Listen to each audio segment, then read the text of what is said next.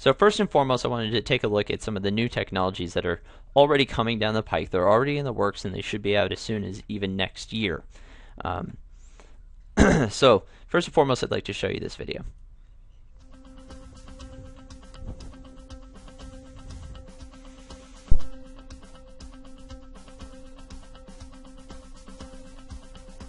They hinted at it earlier this year, but now Google Glass is a reality. A few more details emerged from Google's I/O 2012.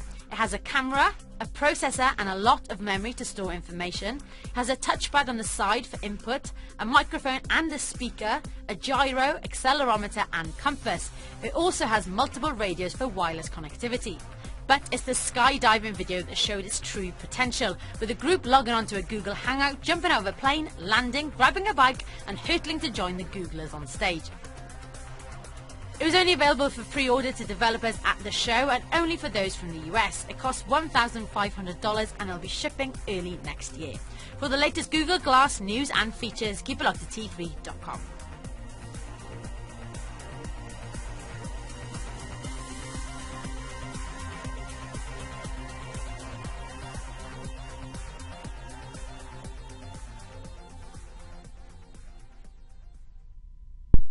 So as you can see, some pretty cool innovations are already in the works and should be with us in the very near future, such as the Google Glass, which is a eyeglass-bound computer interface system.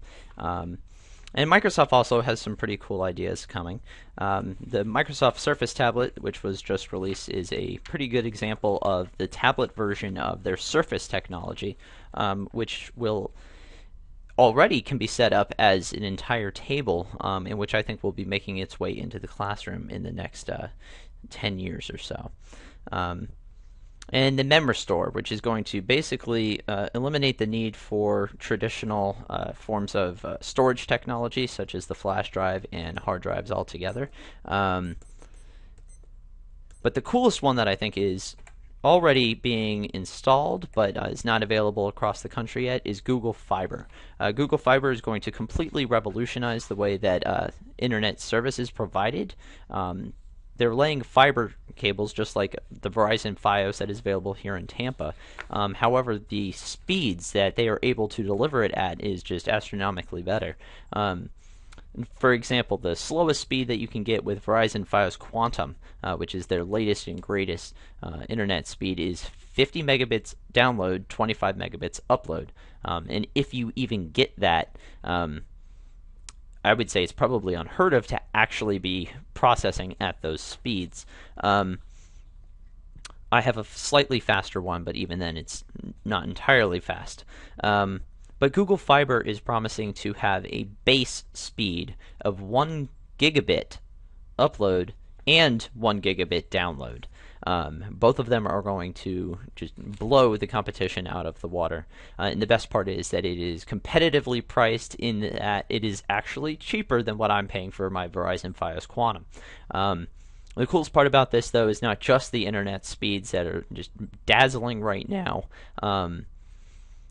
but rather the fact that they're going to be providing an option for free internet. All you have to do is pay a $300 fee up front to install this at your house, and then you will be able to get free internet for 7 years. Of course, it won't be very fast. 5 gigabits download, 3 megabits download. Sorry, 3 megabits upload, 5 megabits download. Yeah, that was hard to say. But it will be free after that initial fee is paid, and so I believe that this is going to close the digital divide as it applies to socioeconomic status. In terms of pedagogy, I think that a project-based approach that's been around for quite a while, stemming from some of the ideas of Jean-Jacques Rousseau during the Enlightenment, really catching on in the 60s and 70s with the progressive education movement, these are really going to pick up in the very near future. I've already started to apply them to my own instruction, and I believe that others will start to as well. One of the programs that's really going to pick this up is virtual education programs. As you guys already know, virtual education programs are becoming immensely popular, not only because it offers an asynchronous method for delivering instruction, which a lot of our new learners in the 21st century are really latching onto, but also it's a great money-saving opportunity for state budgets. Here in Florida, the virtual school says that it spends about $2,500 less per pupil than a traditional school. It doesn't have to maintain a facility, run any buses, keep up athletic fields, sponsor anything like that. And so the state has actually mandated that at least one of these courses be taken by every high school student before they graduate. So let's take a look at an additional element of the pedagogy, the 21st century skills. Mark Prensky, who happens to be one of my personal influences and a personal hero of mine in terms of educational pedagogy, defined the 21st century skills as 5 different meta skills. Those 5 meta skills are figuring out the right thing to do, getting it done, doing it with others, doing it creatively, and constantly doing it better. The way he describes it and the way that I see it really happening within the next 8 to 10 years, excuse me, is that these 5 meta skills will come to be the defining core values of every instructor, be they a kindergarten teacher such as my wife or a senior level teacher at high school such as myself. Once you take these 5 things and you really teach these skills and you use the prevailing emerging technologies that we have now and will be available in the immediate future to show the students how to use these skills, you can apply them to any content area. Math, science, English, history, the elective courses. Once they have mastered these 5 skills and they really focus on them, just a world of possibilities open up. So I believe that in 8 years, our standardized curriculums that are sent down from the state and federal levels will really reflect these 5 meta skills. So my vision of the future, I decided to give you guys an example. My class just did a project on the age of exploration. They had to form joint stock corporations of their own, do some collaborative research on them, both on joint stock corporations from the age of exploration and modern day ones. They were each given a product that they had to try to pitch to investors, and the investors were the other students. So they had to learn how to make a sales pitch, how to deliver a sales pitch, and how to choose to invest wisely. So they wound up learning all these different economic concepts, historical concepts. We hit a whole buttload of technology standards as well, and they were able to integrate all these different technologies. So I believe that they're going to take all those elements of my vision of the future of education, and in 8 years this project will look a little bit different. It will be more blended, so a lot of the students will be either in the traditional classroom or maybe even part of a blended online course that marries these 2 ideas, and they'll be able to work collaboratively over the internet, so it really won't matter when they're working together, so synchronous versus asynchronous, or where they're working together. They could be in the classroom or they could be online. They'll be using all sorts of the new technologies that I showed you before, and they'll be connecting at blazing fast internet speeds. If Google is already able to provide 1 gigabit upload and download speeds right now, I shudder to think of what they'll be like in a decade. I mean, a decade ago we had dial-up modems, 56K dial-up modems, and now we have 1 gigabit upload and download. I mean, just having to worry about your speed and connecting to the internet and where you're able to do it in a decade will just be a complete non-issue. Just as we think now, where do we get our electricity from? Who really even thinks about that anymore? Or having a telephone service that's available in your area. That's just something we would never even consider now. And I think that this is all going to work because technology is only getting cheaper. If you take a look at the new iPhone 5, it just came out and it's selling at the base model for $199 with a 2-year service contract. The iPhone 4, which is only 2 generations older, is free with the 2-year service contract. You could pick up an original iPhone for maybe $5. Of course, I've never tried this, so I'm not sure on the actual price. But the fact is that these technologies that aren't really that archaic, such as the iPhone 4, are now ridiculously cheaper than they were when they came out just 2 years ago. And this is going to cause the technology gap to close as we further train the members of our society who didn't grow up with these things, such as my grandparents, or heaven forbid they start to die off. We're going to have generations that are subsequently more and more and more adaptive to these technologies. So a decade from now, when my parents are my grandparents' age, and I'm the age of my parents, well, that'd be a couple of decades, hopefully. But kids will just they will be so fully technology natives that it'll be just quite easy to teach them how to use these technologies in terms of education. Some of the benefits for this are the economic advantages that we talked about, how this causes a reduction in travel expenses, in teaching remuneration, the cost of materials, client support costs. More and more state budgets, I think, are going to go towards really pushing and expanding these virtual education programs because of how much cheaper they are. And I also think that that students are going to start to lean more towards them because they really meet them where they are technology-wise.